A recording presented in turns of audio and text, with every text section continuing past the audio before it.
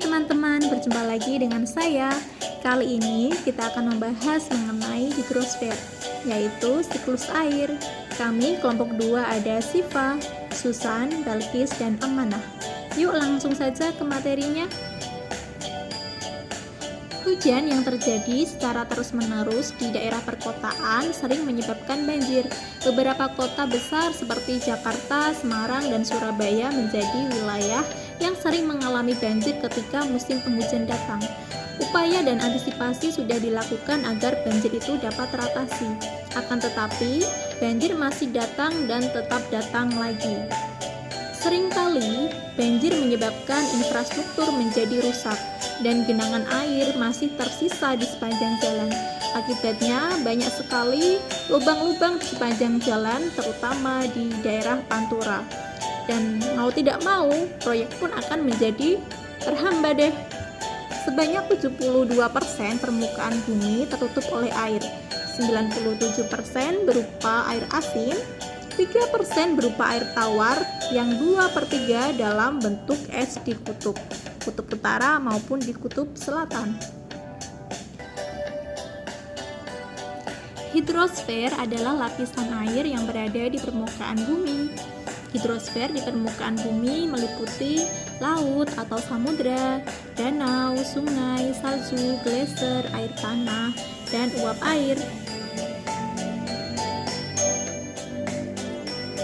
Ada 3 siklus dalam siklus hidrologi. Yang pertama ada siklus pendek. Siklus ini merupakan suatu proses peredaran air dengan jangka waktu yang relatif cepat. Siklus ini umumnya terjadi di laut, yaitu air laut mengalami evaporasi atau penguapan, kemudian selanjutnya mengalami kondensasi atau terbentuknya awan, selanjutnya terjadi presipitasi atau turun hujan, yang kemudian air kembali menjadi air laut yang akan mengalami evaporasi lagi. Yang kedua ada siklus sedang. Siklus sedang ini terjadi saat badan air laut, sungai, dan danau ke arah daratan. Air laut mengalami evaporasi atau penguapan, selanjutnya mengalami kondensasi atau terbentuknya awan, terjadi presipitasi atau turun hujan di daerah daratan. Air melewati badan sungai dan masuk ke dalam tanah, selanjutnya kembali ke laut. Selanjutnya, yang ketiga, siklus panjang.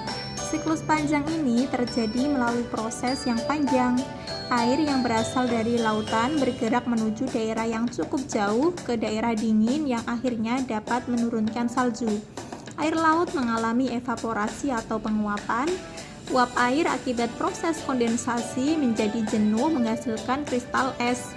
Awan terdorong ke pegunungan menurunkan hujan salju atau es. Kemudian es tersebut akan mencair kembali melewati lereng dan kembali lagi menuju lautan.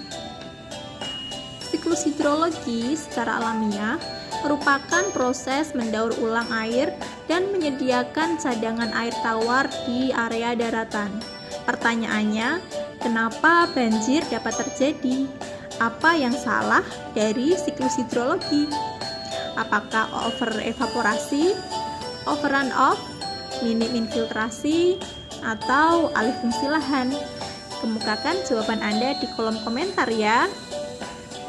Oke, sekian penjelasan dari kami.